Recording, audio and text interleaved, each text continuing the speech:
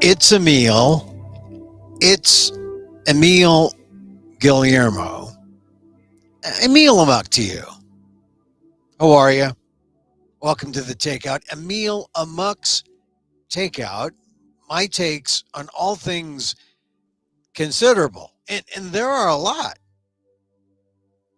We subtitled this show WDAAAT. What does an Asian American think? Because they never ask us. They never ask us. I'm going to tell you. I've been thinking about these sanctions, this invasion, incursion, this imminent. Is it imminent? It's happening, or it's begun. Anyway, welcome to the program. This is the micro talk show of the AAPI and the AAXs, or if you're none of those, the ALLs, all the rest of you. Welcome. We're here Monday through Friday, 2 p.m. Pacific live, but you'll notice, Emil, you're starting at like 1:51 Pacific. I mean, that something extra. We're giving you something extra. Also, this is episode 250. We've done 250 of these. I mean, if you can imagine, say, Rush Limbaugh, only more liberal and more Filipino. That would have to be considerable. But it is kind of that. I mean, I cut my teeth as a talk radio host in Sacramento and San Francisco, Washington, D.C. I was a newspaper reporter, radio reporter at NPR, all things considered. I was a television reporter for the longest time. Television reporter in San Francisco, Dallas, D.C. Oh, also an editorial writer. I wrote editorials under the masthead. The masthead wasn't big enough for me, though. The masthead in Honolulu. But here I am. I am doing this show for those of you who want to know, what does an Asian American think, WDAAAT, about all sorts of things, the invasions and sanctions, and I'll talk to you about my AALDEF column at the Asian American Legal Defense and Education Fund. That's where my Emil Amok column has found its way the last 12 years. I've written a column weekly or strongly, I don't know, every week on Asian American issues since 1995. And used to be on Asian Week in San Francisco, and now it's on the Asian American Legal Defense and Education Fund blog. I mean, because it's a web digital thing. It's not a column, although it's in a column space. And we're going to talk about my latest piece, where I talk about how a peacenik like me is dealing with all this, coming out after President's Day weekend. But first, let me ask you something. Today is 2/22/22. Is this your lucky day? Make sure you get a lotto ticket, I guess. 2/22/22, which is 5 deuces, which is a good thing in poker, except if you run into 5 threes. I mean, 5 threes will beat you. But 5 twos, 5 of anything, that's lucky.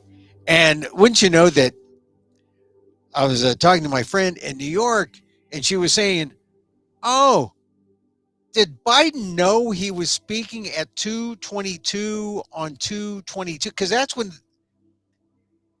her cable went out in New York City, and then it came back up again. I don't know, maybe this is a lucky speech for Biden, although, he seemed kind of warlike.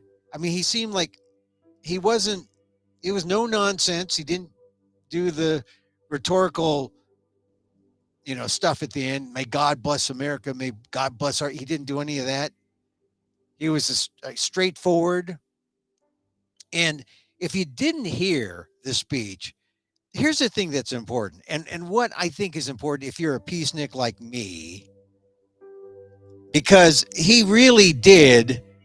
He laid out the sanctions, right? And everyone was wondering, well, what kind of sanctions are you going to lay out, President Biden? They got to be good. But here's the key point. The key point is he left himself some room to ramp up. But the key point is this. He says, nonetheless, there is still time to avert the worst case scenario that will bring untold suffering to millions of people if they move as suggested. and this is the key point. There's still time to talk. And as long as there's time to talk, this is the hope that nonviolent pacifists like me hope for. Because frankly, I don't like the prospects of war, but that's out of my hands. I don't really have a decision in that. I want the government to move in the best interest of the United States, but I don't want to see bloodshed. I'm not like some people say, get out there, put the forces out there. Well, we don't know if it's an invasion or an incursion. This is why the definition of what we're involved in is important. But it just seems like we're in this incremental thing. And so as long as we are, we can still talk. The United States and our allies and partners remain open to diplomacy if it is serious. When all is said and done, we're going to judge Russia by its actions, not its words. Now that's what about the best you can expect. We're going to judge you by your actions, Russia. And we know they've already gone into the east, that little eastern section. There's a place called New York in Ukraine, in one of those areas. And I saw a report over the weekend, and you can hear the shelling. There's been fighting there for the last 8 years. But people are stuck. People are stuck there. So here's Joe Biden saying, we're going to judge you, Russia, by your actions and not your words, because we're not, it's not about rhetoric now. It's about show us, and we'll respond. And whatever Russia does next, we're ready to respond with unity, clarity, and conviction. We'll probably have more to say about this as it moves on. I'm hoping diplomacy is still available. Thank you all very much. And that was, then the gaggle of reporters there start asking questions, and he's not taking any questions. No, God bless America, none of that. He just turns around and walks away. Joe Biden being tough. And actually, it's kind of a welcome sign, because coming out of this President's Day weekend, we can assess what presidents have done.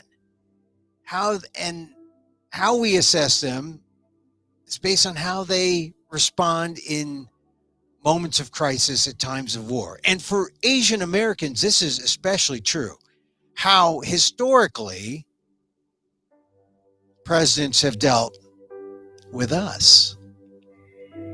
And so in my latest AALDEF column at AALDEF.org/blog, I begin by just talking about how the Winter Games have officially ended, and now the real geopolitical games have begun, with the U.S. and its allies trying hard not to go down the treacherous slopes of war. But it's not easy.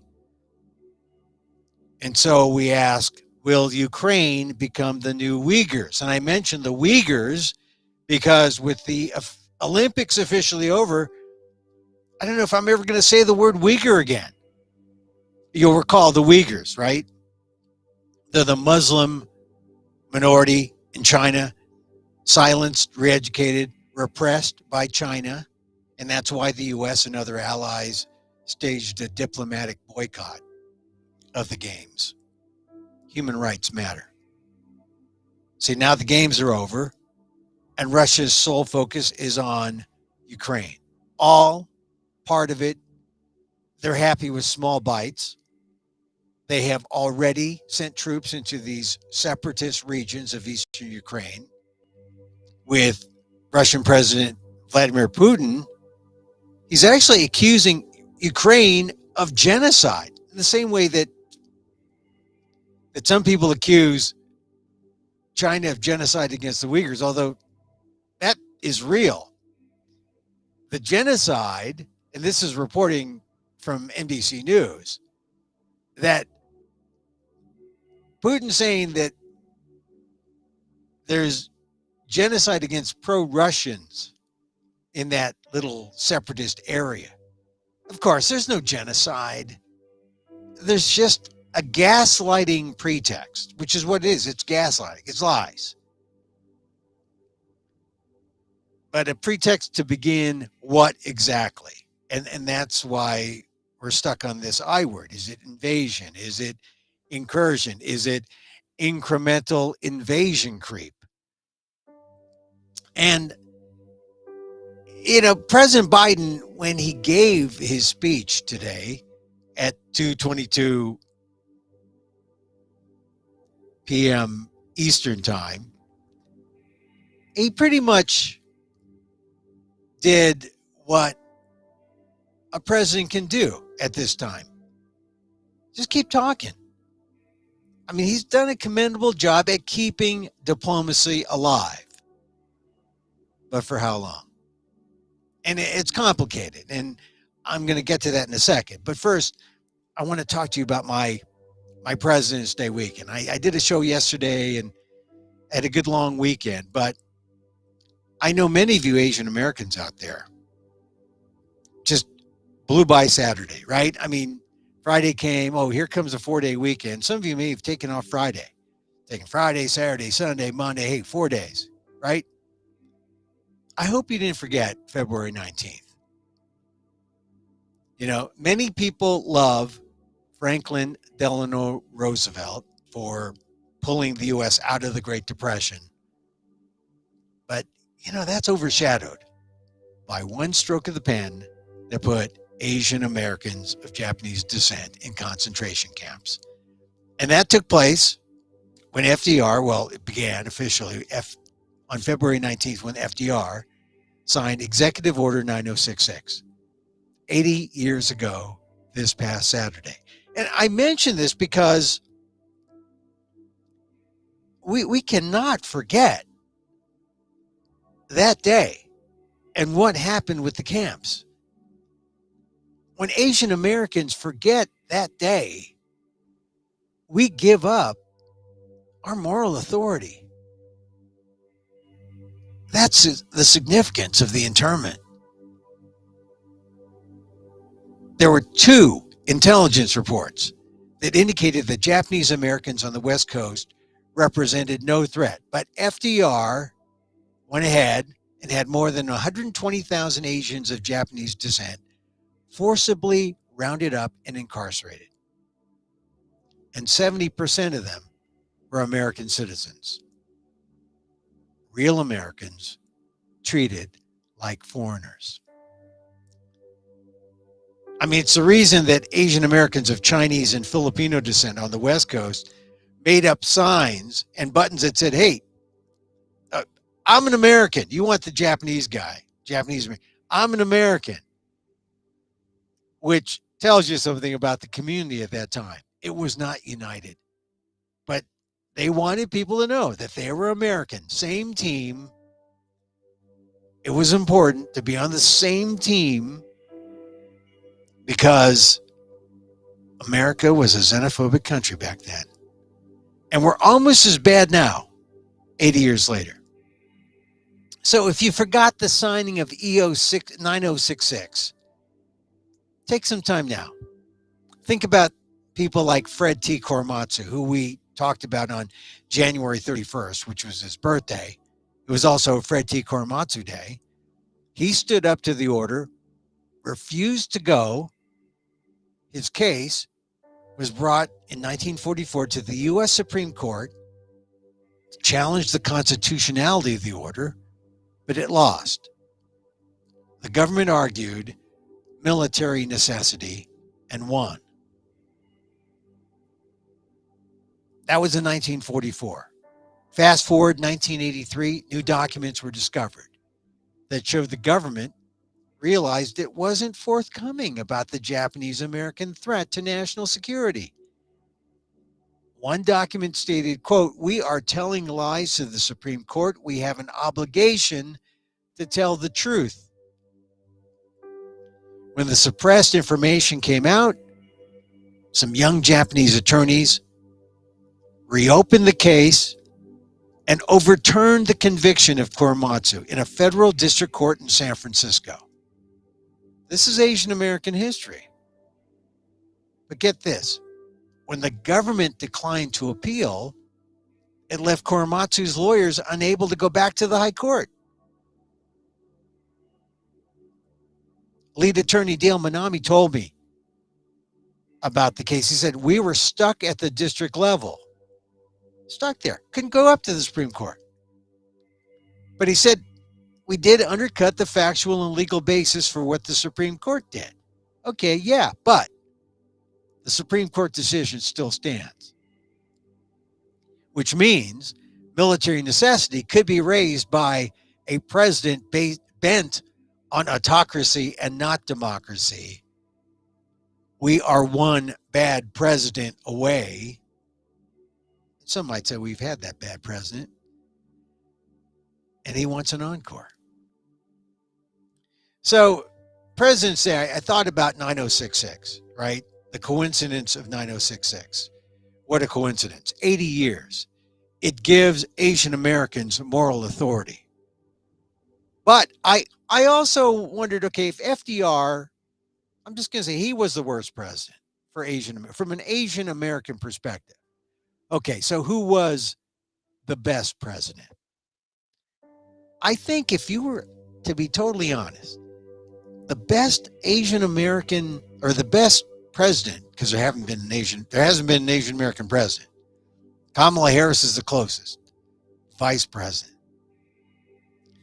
The best president from an Asian American perspective has to be the 36th president of the United States, Lyndon Baines Johnson, LBJ. And if you saw the CNN documentary, LBJ Triumph and Tragedy, that's your cliff notes right there.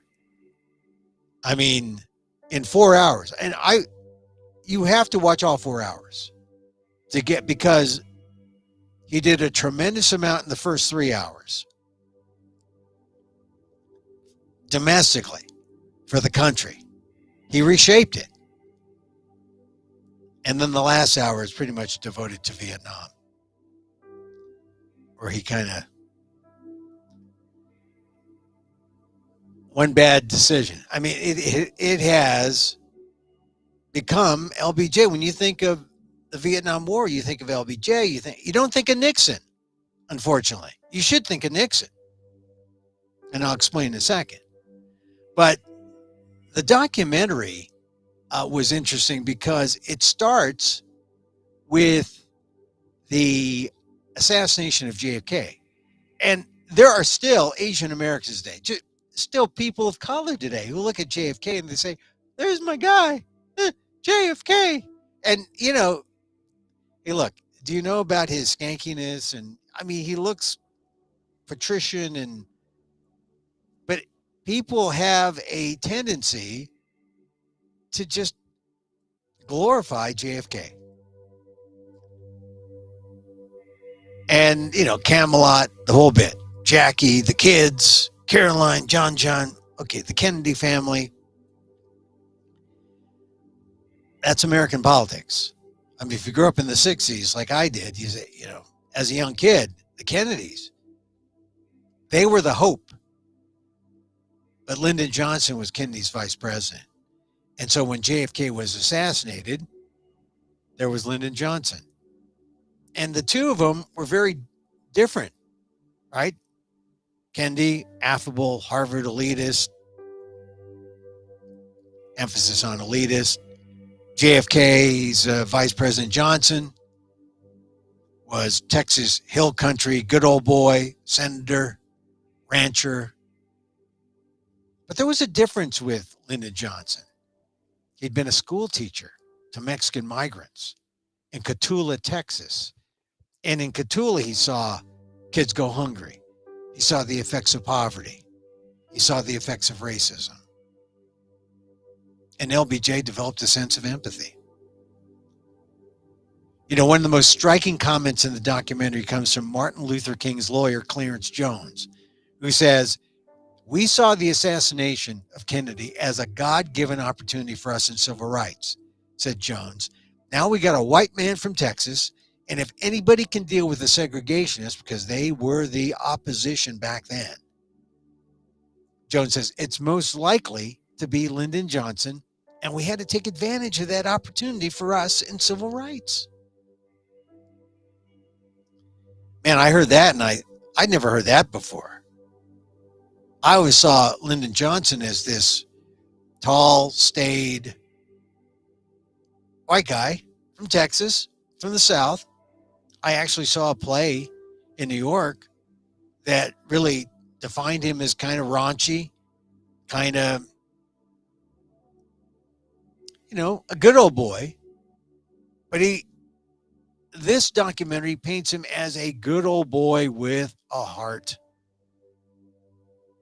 And you hear it in relationships and phone calls that LBJ had with MLK. In phone conversations and actions, it's revealed when Johnson won re-election by a landslide, or not re-election, but when he was elected on his own, he knew he had the power and he wanted to use it.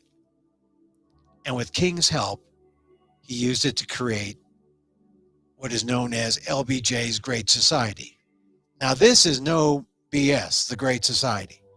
Johnson's agenda included all the great landmarks: the 1964 Civil Rights Act, the 1965 Voting Rights Act, Medicare, fair housing for immigrants and Asian Americans, the 1965 Immigration Act, which opened the door and ended racist quotas. And those are just the highlights. LBJ got around filibusters and Southern Democrats, and the landslide really gave him the mandate to get things done. Great president, right? Not so fast. Here comes the albatross, Vietnam. And it had started long before, during Kennedy, but Johnson was vice president. But the documentary reveals that Johnson was not nearly as hawkish as we would think. He anguished over the body counts. We see him pressured by General William Westmoreland to increase the ground troops to 100,000 and more, 300,000. LBJ held off. Ultimately, he relented. And then the body counts grew. And the big lie, because every administration has a big lie, although some have more. Some have about 30,000 more, like, well,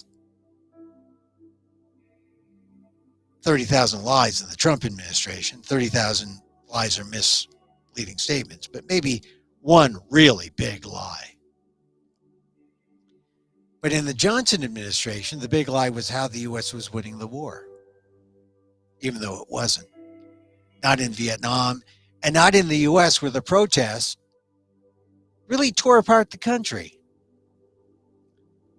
And it was made worse in 1967 when MLK, Martin Luther King, saw the disproportionate number of blacks being killed in the war, and then he merged the civil rights and the anti-war movement with this big speech he did at the Riverside Church, 1967. So it was the war that did end LBJ. Oddly enough, it was an Asian American who played a role in LBJ's demise. Johnson announced that he was not running again in 1968. He was halting the bombing in North Vietnam and opened to peace talks. But, oh, by the way, and this was a surprise, he said he wasn't running again. And that's when a woman named Anna Chennault, who was married to General Claire Chennault, the leader of the Flying Tigers. Anna Chennault, born in Beijing, She was a Republican married to a Texan, General Chenault. She went to work for Republican presidential candidate Richard Nixon. This is often referred to as the Chenault Affair. She used her influence to convince the North Vietnamese to hold off peace talks because she told them there would be a better deal in a Nixon administration. Check it out, the Chenault Affair. Nixon won the presidency, but there wasn't a better deal later for either side. An Asian American woman had that kind of clout. She prolonged the war. And Nixon was impeached and run out of office for other things, Watergate primarily. But what he did, or what Chenault did, kept Johnson from getting what he was convinced he could have achieved in 1968, which was peace in Vietnam. In the meantime, the subsequent years, 68, 69, 70, 71, I mean, the war in America with the protests, the anti-war movement, it just went on. So Vietnam did Johnson in. Johnson was only 64 when he died, which is incredible. You have to think, life expectancy these days is like 78, 79. That's average. So if you become a vegan, you get 10 extra years. I mean, you can make up, that's the 10 extra years they give you to eat meat, I guess. No. You get the 10 extra years as you know what I mean. Once a vegan, always a vegan. But yeah, he was just 64. You look at him and you think, as you're seeing the doc, you say, God, he was in poor health to begin with, under stress, had no oomph by time he left office. But look what he'd accomplished. 5 years of LBJ. And he provides us with the framework for the Great Society. So if you haven't seen that CNN documentary, LBJ, Triumph and Tragedy, got to see it. It'll give you the gist of Johnson, enough to appreciate him and balance that image of Johnson the Hawk. It's still strong if you served in Vietnam, but you'll see the behind the scenes. He didn't want to be there. Not like Westmoreland. Not like McNamara. Although McNamara sounded like McNamara had gone a little off his, was under stress because of the war. Stressful times. So between LBJ, FDR, we see how American presidencies tested by war. And now we have Biden. And really, the biggest thing going for Biden is that people can't even identify Ukraine on the map. They don't really know what's going on. And I don't know if they care. What they care about is the current fight against COVID, which maybe we're winning, maybe we're not. But there's also the fight against the economics of inflation. It's all happening at the same time. And if you ask Americans to prioritize what it means, I mean, Ukraine is like way down the list. But it can't be. Not if you're celebrating your freedom, not if you're celebrating democracy. And this should bring us all together, right? If you're a patriot, a true patriot. Here's the other thing that Biden is fighting. His real problem is how the previous U.S. president treated Vladimir Putin. Remember Helsinki 2018, the Trump-Putin summit? President Trump had U.S. intelligence reports that Russia meddled in the 2016 election? Here was Trump's response when asked. President Putin says it's not Russia. I don't see any reason why it would be. Oh my God. As I say, that's what gaslighters in chief do for each other. That's what Trump did for Putin. And it's embarrassing because it just signified the Trump bromance. I remember I was in Chicago for something. I remember being in a restaurant,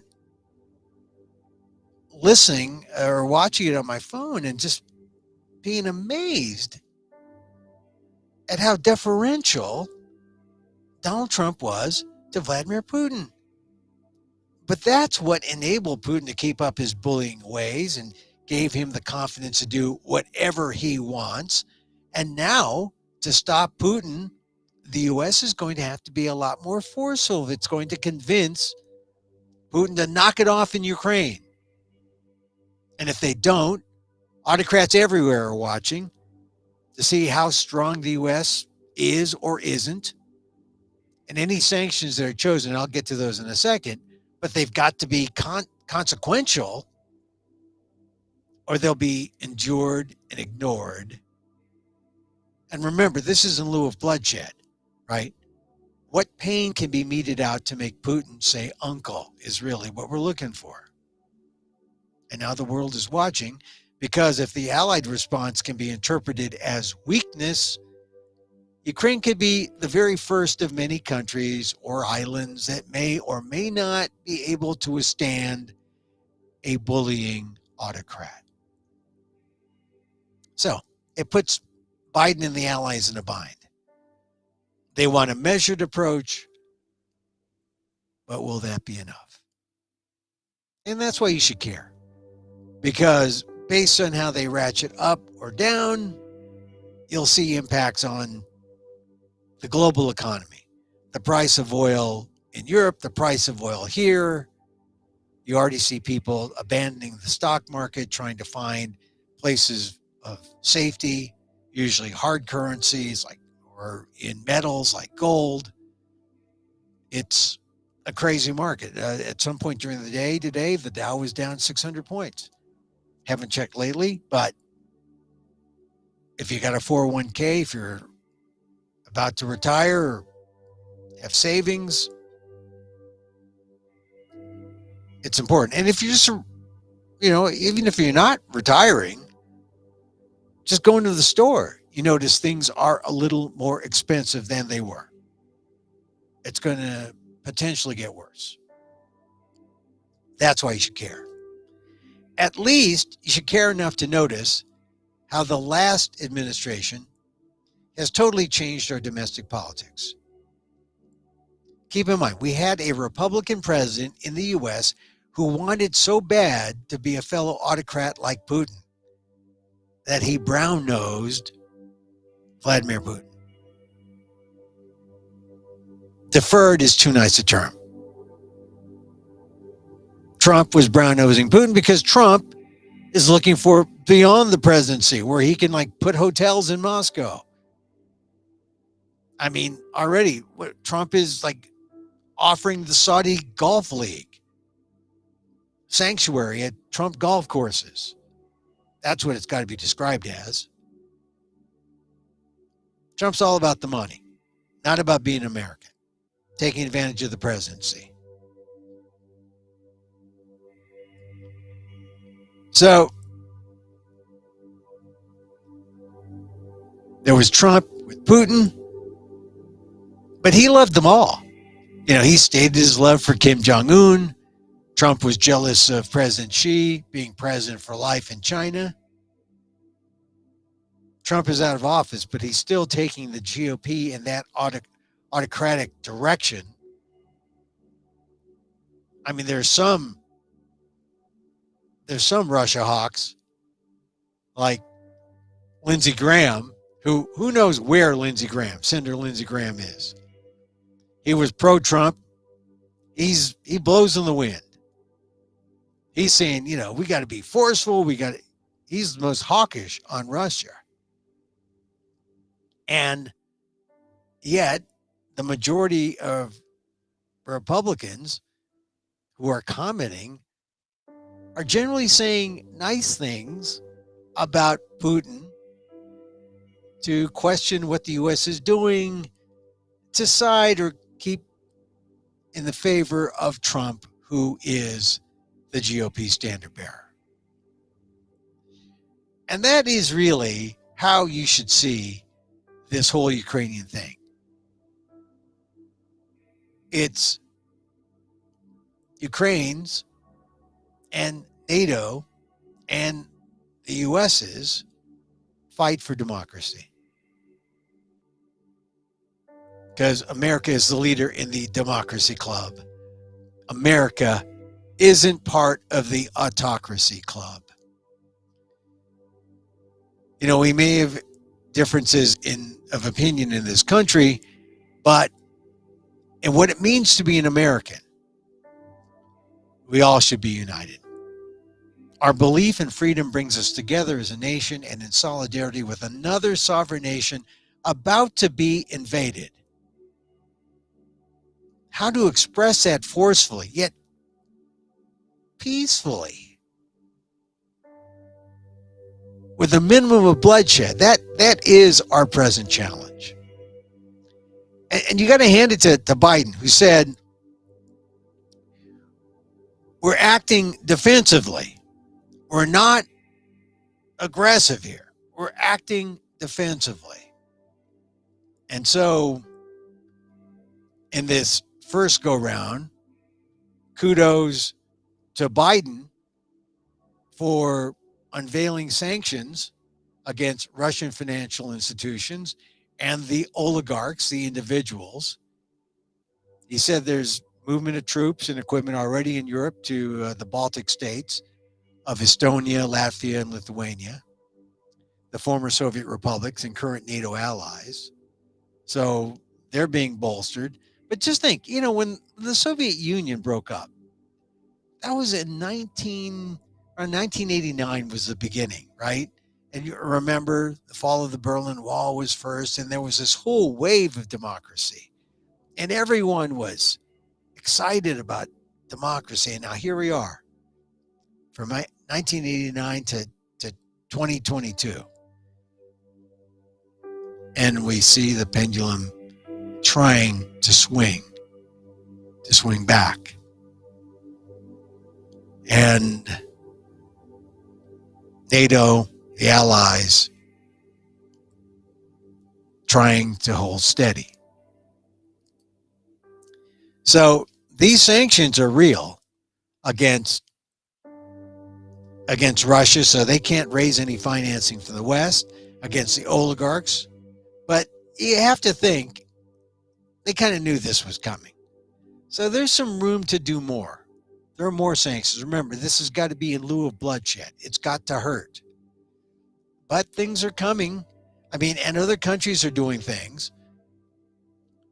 The German chancellor decided to stop authorization of the Nord Stream 2, which is a gas pipeline connecting Germany and Russia. And, you know, this is still a situation where they're not calling it a full invasion yet, but moving toward that.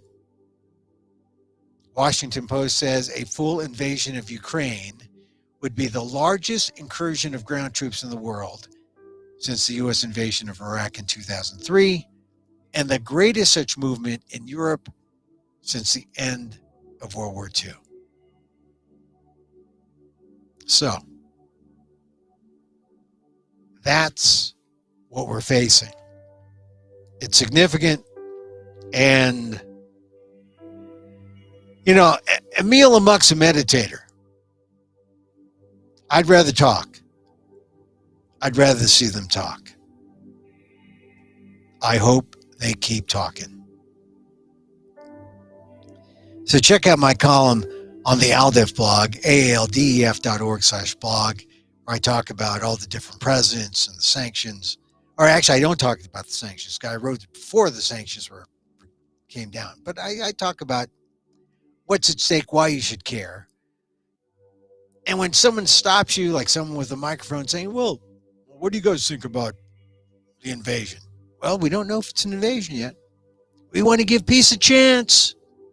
We want to give peace a chance. I think we do, right? All right, now, yesterday I said that we wanted to talk a little bit about Judge Regina Chu, about what she did on Friday about Kim Potter. And I was going to do a big to-do, but time has gone on. Kim Potter, you recall, the Minneapolis cop who saw Dante Wright at a routine traffic stop. He resisted arrest. She reached for her taser, pulled out a gun. You're supposed to know the difference between a taser and a gun.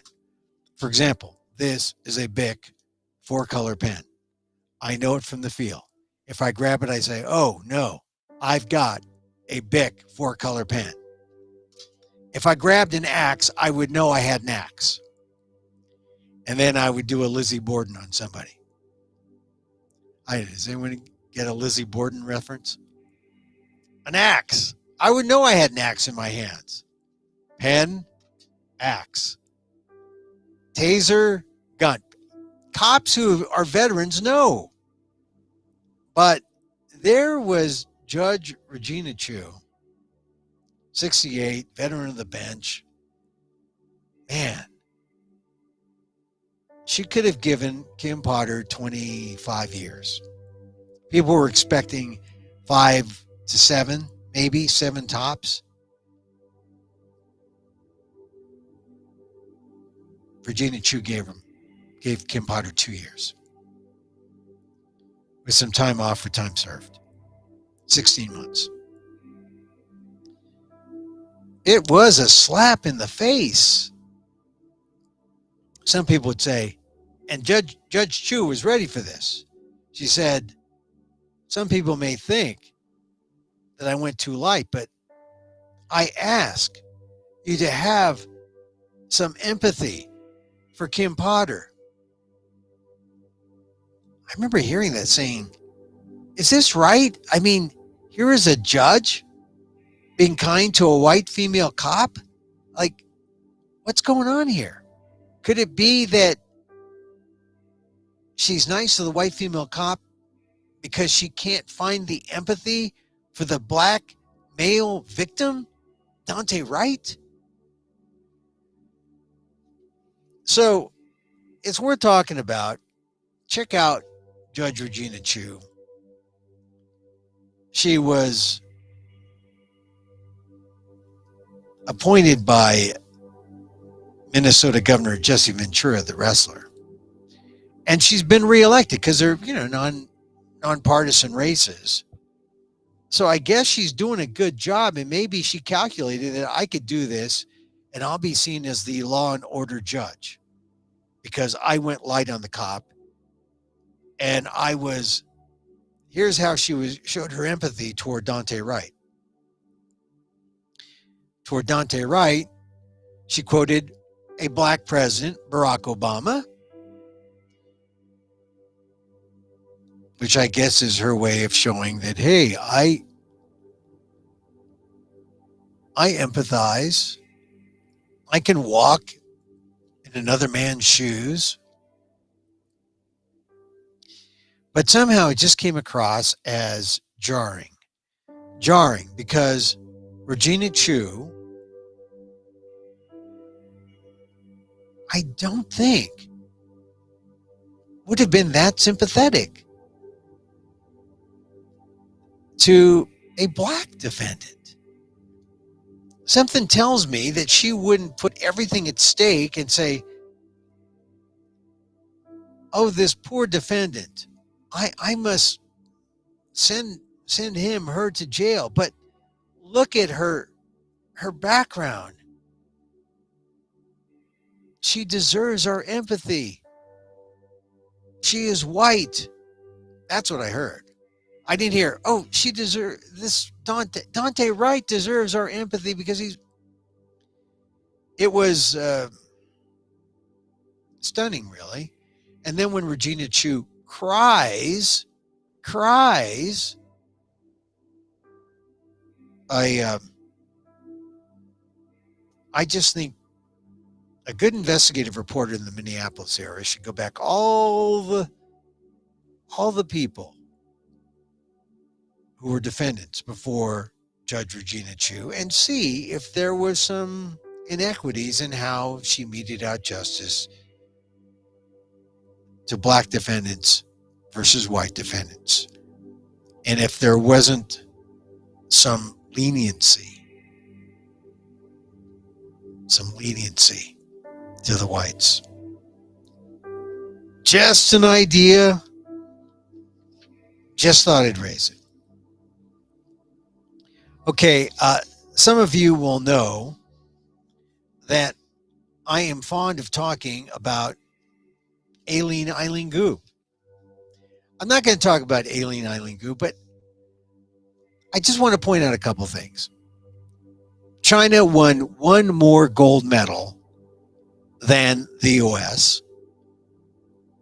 Of China's, I believe China won 9 gold medals. 3 of them were from the American-born Chinese person, Aileen Eileen Gu, who still today, I haven't heard, she hadn't directly responded to what kind of, who, did she give up her passport, her American passport? Did she renounce her American citizenship? Nothing yet. I guess she's preparing to go to Stanford at some point. Or maybe she's staying there in China until things blow down. But I think it's important, considering what I was saying earlier about E.250, the question of loyalty, the question of are you American? Because believe me, there will be fallout. There will be fallout from people who look at us, look at me, my face, my skin, and they'll say, "You're American?" Although maybe because my name is Guillermo, they'll say, oh yeah, you're not Asian, you're Mexican, right? No. This is the identity game where we find ourselves in 2022. All right, so I mentioned the Olympics because on the back page, there's an interesting ad for the Olympics. I can't find it here now, but it shows all the Americans who medaled. Nathan Chan, Chloe Kim, cover of Time, by the way. But Chloe was only just one event, and then she went home. Aileen Gu was in 3, medaled in all 3. But just think, we don't hear about Aileen Gu in the American media, but she was huge in China. She was China, and she was already big in China. And I mention that because the story that I saw today, the Wall Street Journal, is the Beijing Winter Olympics drew the smallest average U.S. primetime audience ever recorded for the Olympics since NBC began broadcasting the event decades ago. It only averaged 11.4 million primetime viewers, an average of 11.4 million over the more than 2-week run. 11.4 million, that's still, a fair amount. It's still more than The Masked Singer, for goodness sakes. I think. I can't imagine the Olympics not doing well against The Masked Singer. Although they do sing on The Masked Singer. Although it's like people in elephant heads and things like that. But the 11.4 million represented a 42% drop from the Pyeongchang Olympics in South Korea, which had recorded the lowest Olympic audience until that point. And this was a difficult time because it was not just the Olympics, but it was also the Super Bowl, and this is what corporate greed gets you, right? It just starts up high. The audience is just dropping for the Olympics. Could it be that, I don't know, cold weather sports? I know. I was talking to a friend. I hadn't been skiing in myself. It has easily 30, 25 years. I've been snowshoeing. Now, if they had Olympic snowshoeing, I like to snowshoe. I've been snowshoeing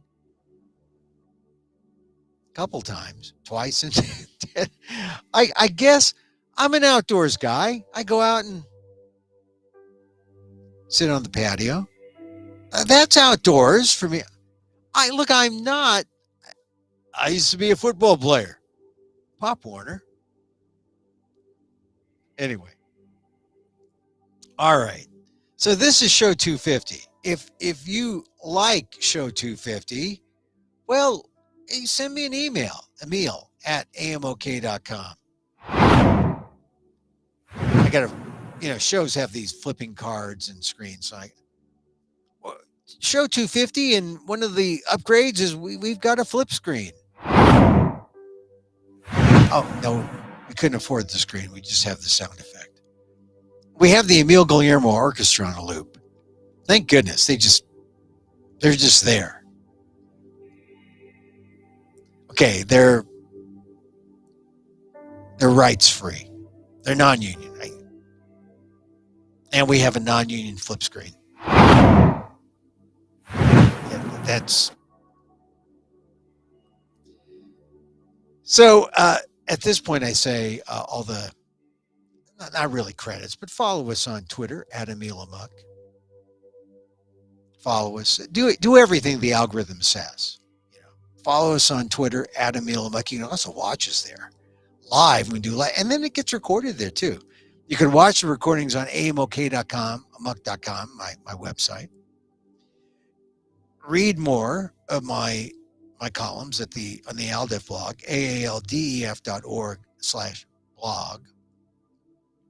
I don't often do this, but hey, I know there's a Venmo. I got Venmo Emil-Guillermo. We have no advertising. And so this is, if you like what you hear, and you can go to amok.com and listen to all the rest of the shows for free. But, you want to contribute, Emil-Guillermo. Let's see, what else can I tell you? Emil Amok's Takeout. The Takeout, our subtitle, What Does an Asian American Think? Indeed, what does an Asian American think? They never ask.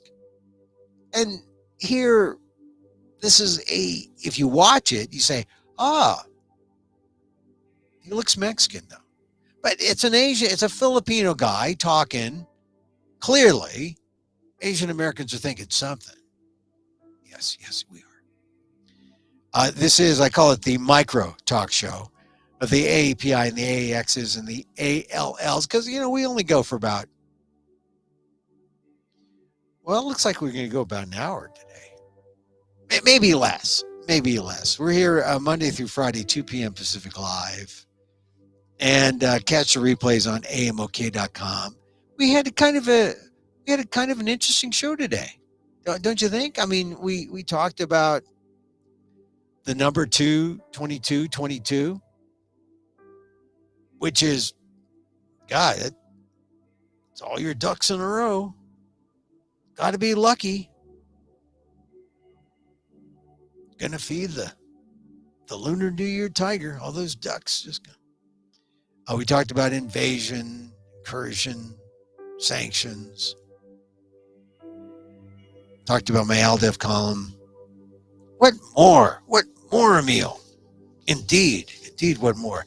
And I can't say enough about that Lyndon Johnson documentary, the LBJ documentary. Man, I lived through that too.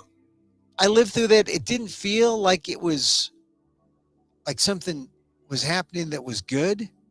It just felt like we were in a different time. And as a young Filipino boy growing up in San Francisco, what I can say is there were, I mean, because they do talk about the race riots in Watts. What I'm surprised by is they didn't talk about the race riots all throughout the country and how, burn baby burn was a real thing. And they were burning down neighborhoods in protest. I've got to see, when was the Kerner report? Was the Kerner report during John? I think it was. I mean, we talked about the Kerner report in one of my classes. And so I got to spell, I have to spell Kerner report first. The Kerner Commission report was in 1967. So yeah. And so it was funny that there was hardly any mention of that. So it's not a complete perspective of Johnson and the times, but look, I was a television reporter.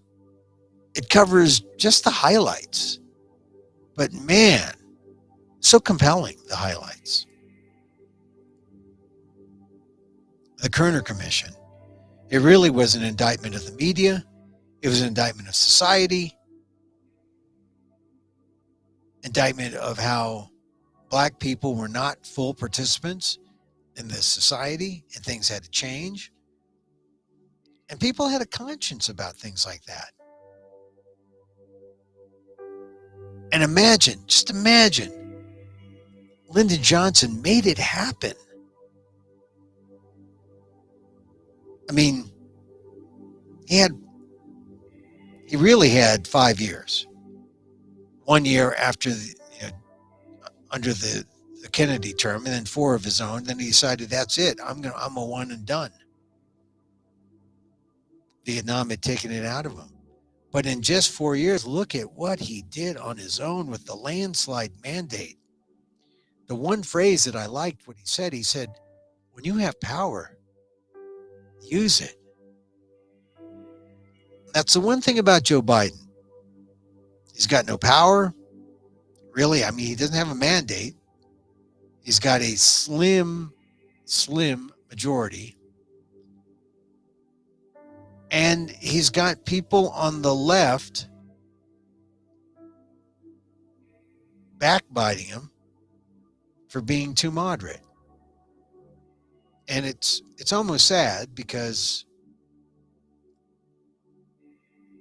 he can't move further to the left to accommodate the progressives. Not enough. And people are just getting out of the Trump funk, really.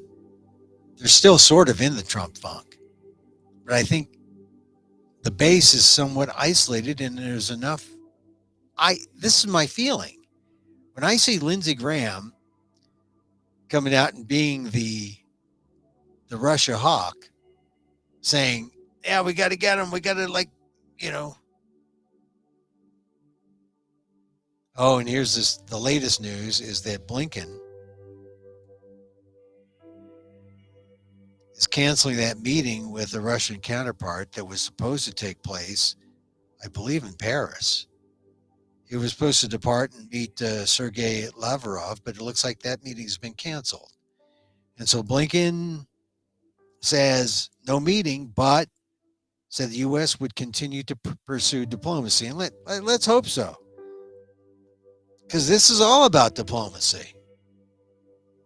This is all about diplomacy, or should be. We shouldn't be thinking about a war. Should not be thinking about war. All right. Regular listeners of this show know you get to this part. And this is the part where I turn meditative. This is where Emil Guillermo became a pacifist. So if you're feeling a little down or you're feeling a little insecure, I don't belong, and feeling a sense of shame, this is what you do. This is what you do. You take one hand, you take this hand and put it in here, and take this hand and put it here, and give yourself a hug. The answer is always self-love. Yeah. I tell my friend this. The answer is always self-love, self-compassion. And as I wish for me, I wish for you. May you be safe. May you be happy. May you be healthy. And may you live with ease. Emil Guillermo here. Till tomorrow.